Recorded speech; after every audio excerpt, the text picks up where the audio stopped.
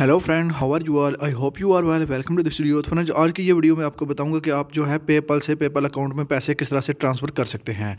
तो फ्रेंड्स, इसके लिए जो है आपने अपने अकाउंट को लॉगिन कर लेना है। मैंने जो है गूगल में लॉगिन किया हुआ है अपना अकाउंट। तो उसके बाद यहाँ पे ट्रांसफ़र मनी के ऊपर आपने क्लिक नहीं करना। यहाँ से आप पैसे नहीं ट्रांसफ़र कर सकते। आपने स्क्रॉल डाउन करना है, थोड़ा नीचे करना है।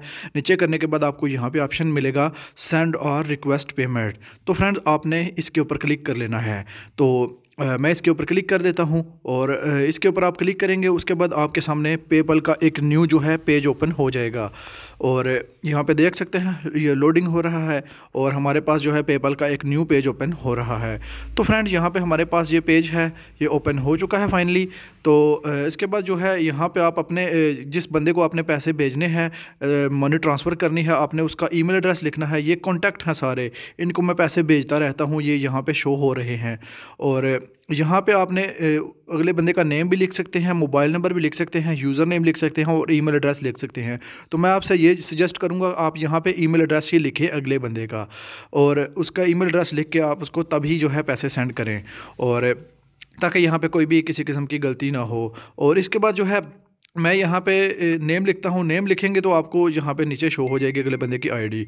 तो फ्रेंड्स, यहाँ पे मैं इन कॉन्टैक्ट में से एक कॉन्टैक्ट को सिलेक्ट कर लेता हूँ। जैसे कि ये कॉन्टैक्ट हैं, इनको मैं एक सिलेक्ट कर लेता हूँ। इस कॉन्टैक्ट को सिलेक्ट किया, उसके बाद ये देख सकते हैं यहाँ पे हम अमाउंट लिखेंगे। इस बंदे को मैं पैसे से जो है मनी ट्रांसफ़र कर रहा हूँ और यहाँ पर हम अमाउंट लिखेंगे। और उसके बाद पहले आपने यहाँ से करेंसी सेलेक्ट कर लेनी है।